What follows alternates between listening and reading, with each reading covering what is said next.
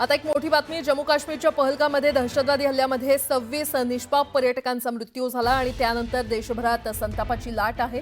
तर पाकिस्तानने केलेल्या या नापाक कृत्याला जशास तसं उत्तर देण्याची मागणी देशवासियांकडून केली जाते। त्यानंतर भारताने पाकिस्तान विरोधात कडक पावलं उचलली असून चारही बाजूंनी पाकची कोंडी करण्यात येते आहे। त्यानंतर आज पुन्हा एकदा संरक्षण मंत्री राजनाथ सिंह यांनी मोठं वक्तव्य केलंय।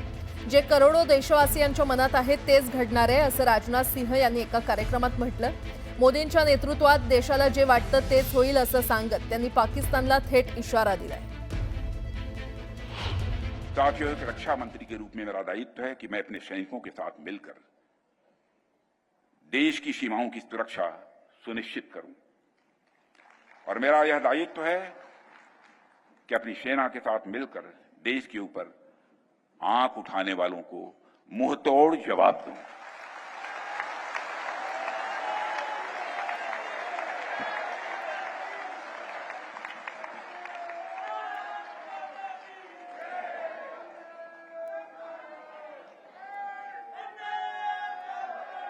और आप सभी हमारे प्रधानमंत्री श्री नरेंद्र मोदी जी को अच्छी तरह जानते हैं।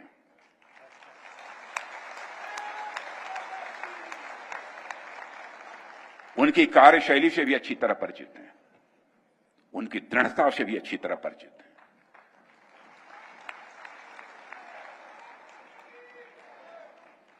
जोखिम उठाने का भाव किस तरीके से उन्होंने सीखा है अपने जिंदगी में, उससे भी आप अच्छी तरह समझते हैं। मैं आपको आश्वस्त करना चाहता हूं, प्रधानमंत्री मोदी जी के नेतृत्व में जैसा आप चाहते हैं वैसा होकर रहे।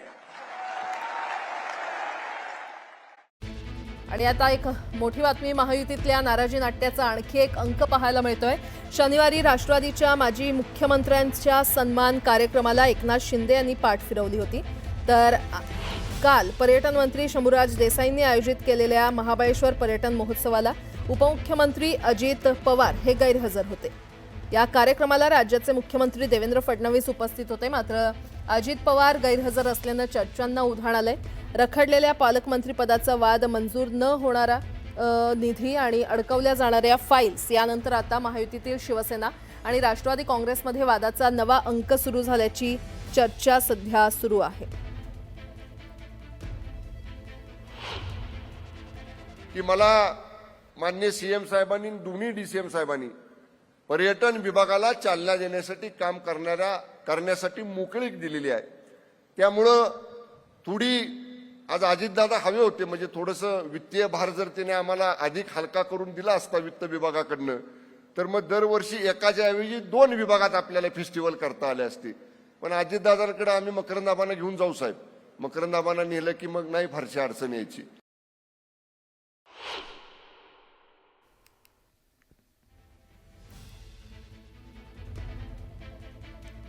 दरम्यान मी गावाला आलो की इकडे टेम्परेचर कमी होतं आणि मुंबईत वाढतं असं विधान करत उपमुख्यमंत्री एकनाथ शिंदे यांनी विरोधकांना टोला लगावलेला आहे।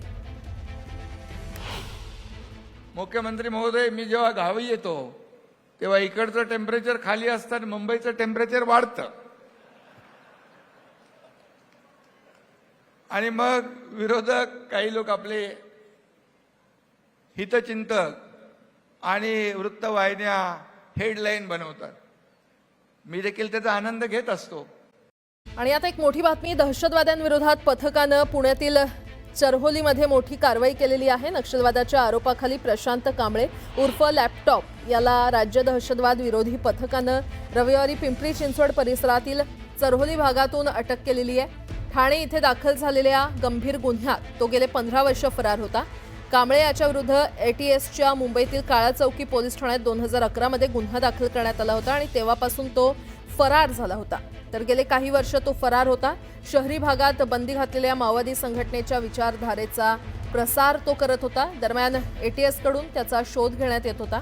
त्याला न्यायालयानं फरार घोषित केलं होतं। दरम्यान त्याच्या विरुद्ध अटक वॉरंट आणि जाहीरनामा जाहीर करण्यात आला होता। अखेर त्याला अटक करण्यात यश आलेलं आहे।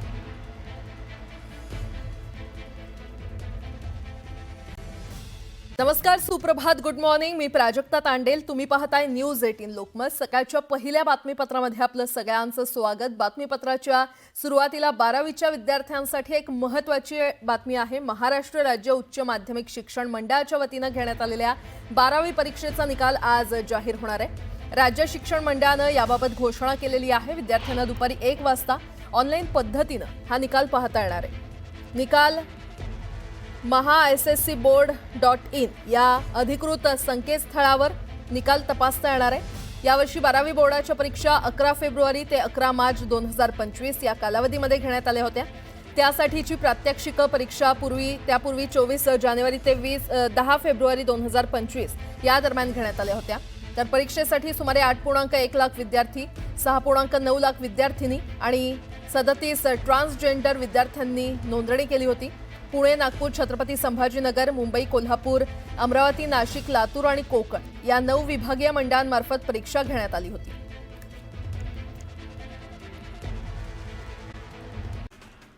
आणि एक महत्त्वाची बातमी समोर येते. विक्रोळीमध्ये बेस्ट बसने कारला मागून जोरदार धडक दिलेली आहे. या अपघातात कारमधील 2 प्रवासी किरकोळ जखमी झालेत, तर बेस्ट चालकाला पोलिसांनी ताब्यात घेतलाय. या अपघाताचा सीसीटीव्ही व्हिडिओ समोर आलाय.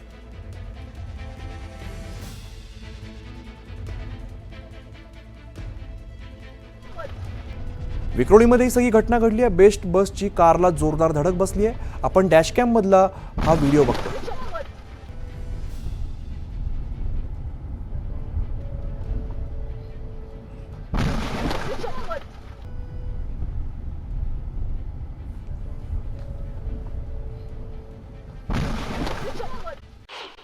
बीड जिल्ह्यातील कांदा उत्पादक शेतकरी अडचणीत सापडलेला आहे. लागवडीसाठी केलेला खर्च देखील निघत नसल्यानं कांदा उत्पादक हवालदिल झालेत. तर उन्हाचा पारा वाढल्यानं कांदा काढणीसाठी मजूर मिळत नाहीयेत आणि त्यामुळे देखील शेतकरी मेटाकुटीला आलाय. अनुसूचित जातीच्या आरक्षणाचं वर्गीकरण करण्याच्या मागणीसाठी सकल मातंग समाजाच्या वतीनं येत्या 20 तारखेला मुंबईमध्ये जनआक्रोश महाआंदोलन केलं जाणार आहे. याच्या तयारीसाठी नांदेडमध्ये पहिली राज्यस्तरीय जनजागरण परिषद पार पडली. अमरावतीमध्ये सुरू असलेल्या 3 दिवसीय all India federation cup kabaddi स्पर्धेच्या समारोपाला उपमुख्यमंत्री अजितदादा पवार यांनी हजेरी लावली. देशभरातील 9 राज्यातील पुरुष आणि महिलांच्या कबड्डी संघांनी या स्पर्धेमध्ये सहभाग घेतला. महाराष्ट्र राज्य कृषी पणन मंडळाच्या वतीनं संत्रानगरीमध्ये आंबा, मिलेट आणि धान्य महोत्सवाचं आयोजन करण्यात आलं. या महोत्सवात कोकणातील हापूस, पायरी, दशहरी तसंच गडचिरोली सारख्या दुर्गम भागातील कलेक्टर आंबा प्रदर्शनात ठेवण्यात आला होता. पंढरपुरात श्री विठ्ठल रुक्मिणी मातेच्या चरणी 5 लाख रुपयांची सोन्याची तुळशी माळ अर्पण करण्यात आलेली आहे. अलका घाडगे यांनी ही माळ अर्पण केली आहे. दरम्यान मंदिर समितीच्या वतीनं घाडगे यांचा सत्कार करण्यात आला. पुणे जिल्ह्याच्या ग्रामीण भागात सध्या यात्रांचा उत्सव सुरू आहे आणि यात्रेनिमित्त विविध ठिकाणी बैलगाडा शर्यतींचा थरार पाहायला मिळतोय. खेड तालुक्यातील मोहितेवाडी येथील मच्छिंद्र पोतले हे वर्षाला 800 ते 1000 बैलगाडे विक्री करत असतात आणि यातून 30 ते 40 लाखांची उलाढाल होते. जळगावमध्ये 11व्या future agriculture leader of India संमेलनाचं आयोजन करण्यात आलंय. संमेलनामध्ये महाराष्ट्र आणि मध्य प्रदेशातील 1000पेक्षा अधिक विद्यार्थी आणि शिक्षकांनी सहभाग नोंदवलाय. जळगावच्या माणगाव इथे महाअधिवेशनात सहभागी होण्यासाठी चोपड्यातील एसटी कर्मचारी रवाना झाले. अधिवेशनात राज्यभरातून जवळपास 40,000 कर्मचारी सहभागी होण्याचा अंदाज वर्तवला जातोय. चोपडा आगारातून एसटी बस फुलांनी सजवून ढोल ताशे वाजवत मोठ्या उत्साहात बस रवाना झाली. अहिल्यानगरमध्ये एका सीएनजी एसटी बसनं अचानक पेट घेतला. चालू बसमधून धूर येऊ लागल्यानं प्रसंगावधान राखत चालकानं प्रवाशांना वेळेतच बस बाहेर काढल्यानं मोठी हानी टळली. जळगावातील ग्रामीण भागातील व्यायामशाळेसाठी आता 8 लाखांऐवजी 14 लाखांचा निधी मिळणार आहे. ग्रामीण भागात क्रीडा संकुलाची तरतूद मागणी आल्यास क्रीडा संकुलासाठी निधी उपलब्ध होणार आहे असं आश्वासन गुलाबराव पाटील यांनी दिलं. अहिल्यानगर जिल्ह्यातील अकोले तालुक्यात अनोखी परंपरा आजही जपली जाते. आदिवासी बहुल भागात कवठेवाडी या गावात नवस्फूर्तीसाठी पेटलेले माठ डोक्यावर घेत मंदिराला प्रदक्षिणा घालण्याची अनोखी परंपरा जोपासली जाते. बुलढाणा जिल्ह्यातील शेगाव शहरातील खामगाव मार्गावर भीषण अपघात झाला. फिरायला गेलेल्या बँक कर्मचाऱ्याचा अपघातात मृत्यू झालाय. या प्रकरणी अज्ञात कार चालकावर गुन्हा दाखल करण्यात आलाय. रायगड जिल्ह्यातील माणगावमध्ये एसटी कर्मचाऱ्यांचं राज्यव्यापी महाअधिवेशन होणार आहे आणि या अधिवेशनाला संपूर्ण महाराष्ट्रातून सुमारे 50,000 एसटी कर्मचारी हजर राहणार आहेत. वेतनवाढीसाठी हे अधिवेशन भरवलं जाणार आहे. मागणी मान्य न झाल्यास बेमुदत संपाचा ठराव केला जाणार आहे. एसटी महामंडळाच्या वतीनं घेण्यात येणाऱ्या अधिवेशनाच्या पूर्वसंध्येला माणगाव इथे पदाधिकाऱ्यांची बैठक पार पडली. एसटी कर्मचाऱ्यांची बँक आमच्या हातात द्या अशी मागणी करणारा ठराव या बैठकीतून करण्यात आला. पुणे बंगळुरू महामार्गावर स्टंटबाजी करतानाचा व्हिडिओ समोर आलाय. धावत्या इलेक्ट्रिक दुचाकीवर हा तरुण स्टंटबाजी करताना दिसून येतोय. या स्टंटबाजीचा व्हिडिओ सोशल मीडियावर सध्या व्हायरल झालाय.